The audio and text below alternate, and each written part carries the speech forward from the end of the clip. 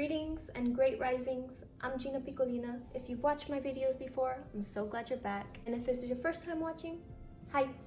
So today I'm just going to be doing the Mexican American tag. I took two separate tags and I mixed them together because I felt like there wasn't enough questions. And I still feel like there weren't enough questions, but I really enjoyed making it and I hope you enjoy this video. So I'm basically just going to be answering some of the questions while also doing my makeup. So if you want to see how I achieved this look, then just stay tuned. Also, my hair is blonde now. I've been trying to get all the brassiness out. Next, I'm gonna bleach my roots. During my next few videos, my hair is gonna be changing, so just bear with me.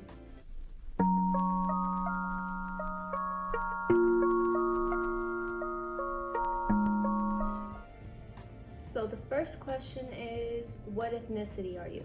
So I'm half Mexican, half Italian. My mom's Mexican and my dad was Italian. I'm definitely the whitest looking person in the family, so I grew up pretty insecure because of that, but yeah, that's my ethnicity. Next question is, did you ever get your butt whipped with a chancla? So no, I didn't. I'm actually the baby of the family, so by the time it got to me, I never really got hit. The most my mom would do was like pinch me or something, but also I was a really good kid, so there was no reason for me to really get hit. That sounds terrifying though. I'm sorry if you ever had to go through that. I have a cat hair on my face. Next question is, were you always proud of your heritage? I was actually. I was always proud of the fact that I was Mexican, but because I look white, obviously I got picked on a lot. Like, no one would ever believe me that I was Mexican, which really made me mad. I wanted people to know that I was, you know. Actually wasn't proud of the fact that I was Italian growing up. I wanted to be full Mexican, everyone in my family, because I grew up with my mom's side, which is the Mexican side, and everyone obviously was Mexican. I looked the whitest out of everybody, so I was insecure about that. So I wasn't too proud of my Italian side. I wanted to be full Mexican, and I even would lie to my friends and tell them that I was full Mexican. As I've grown older, I've become a lot more prouder of my Italian side, but this isn't about Italian. Yes, I was always proud of being Mexican. Next question is, did you ever have to translate for your parents? No, not at all.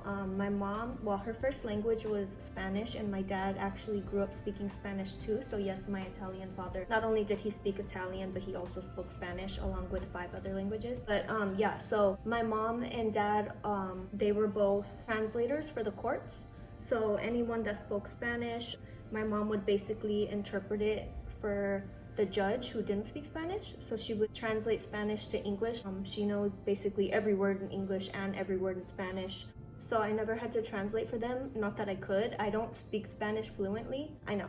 I'm the baby of the family, and when it got to me, basically they kind of just stopped speaking Spanish in the house, so I'm not like super fluent in it. I do understand it, of course, like when I'm around my mom and grandma and everyone, and if they speak Spanish, I know what they're saying, but I can't hold a very detailed conversation in Spanish. It's not as bad as it sounds, because when we do go to Mexico, or even like 2 years ago when I went to Costa Rica, I'll order all my food in Spanish and I can get by basically, but not super fluent in it to where I'm confident. No, I never had to translate for either of my parents.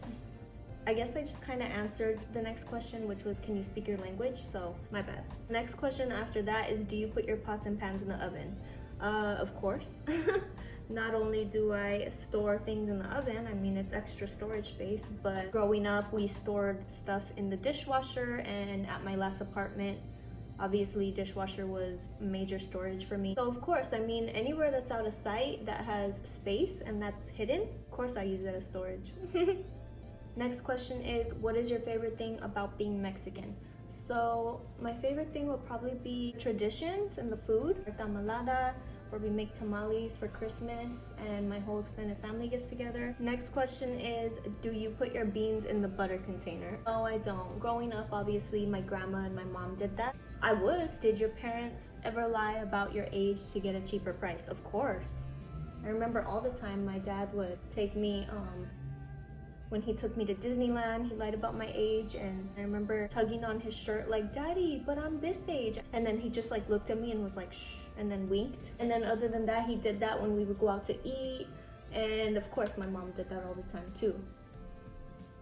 Next is, did your parents let you date?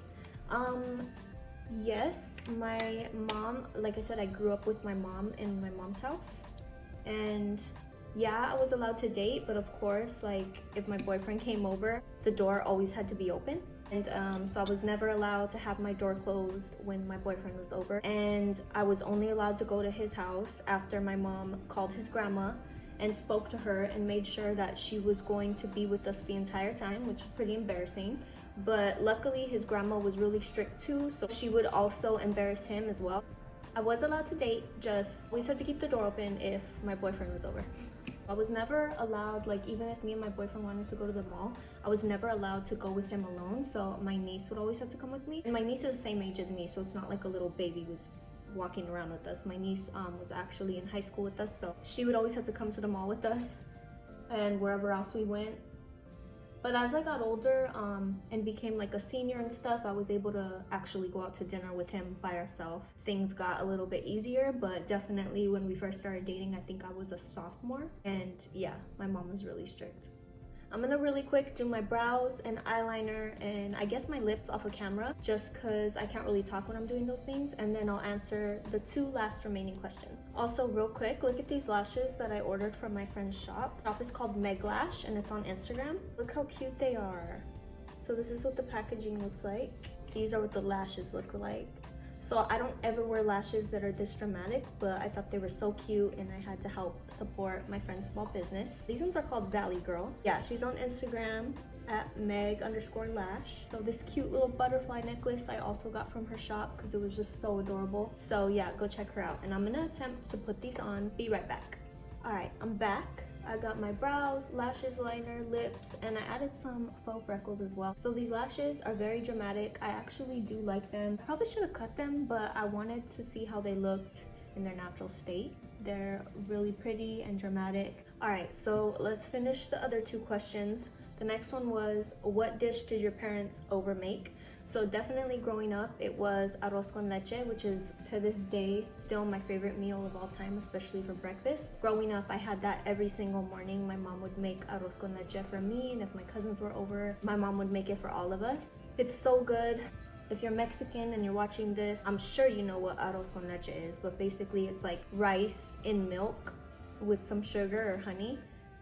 It's so good. And my mom makes it with cinnamon too, so it really hits the spot. Other than that, my mom always made chicken enchiladas with Spanish rice. I would get tired of it because she would make it probably like 3 times a week. I'm not even exaggerating. But now that I don't live with my mom, I really miss her rice. I don't eat meat anymore, so I would probably just have cheese enchiladas, but her food is the absolute best. She didn't overmake this, but one of my favorite meals that she would make was frijol con puerco. Just had to mention that one because that was like one of my favorite meals. Every time she would ask me what do I want, I'd always say that and she'd be like, oh. That, and also tortilla campechana, which I don't know if you know what that is, but it's basically a fried tortilla with refried beans on top and then an egg sunny side up on top. But I don't eat eggs anymore either. I know, right? What do I eat? And I make that for my man now too, and he really likes it. Last question is, what type of Spanish music do you listen to? So I don't, like I said, I'm not super fluent in Spanish, so I don't really listen to Spanish music, but when I do, of course, I love Bad Bunny. I love Don Omar.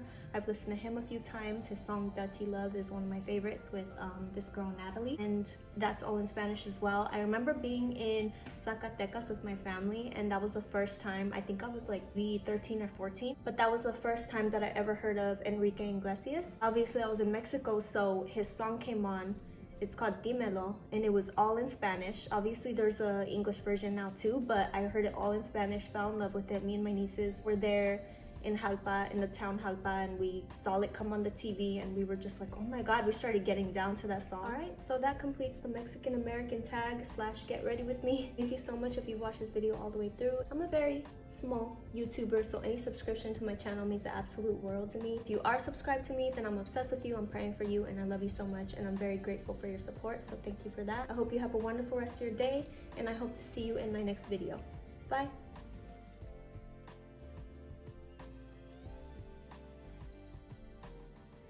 Side note, if you watched my gift ideas video for 2020 and you heard me talk about my pyramid and how I thought it went into another dimension, I found it. I'm embarrassed, but also it was a valid explanation, I think.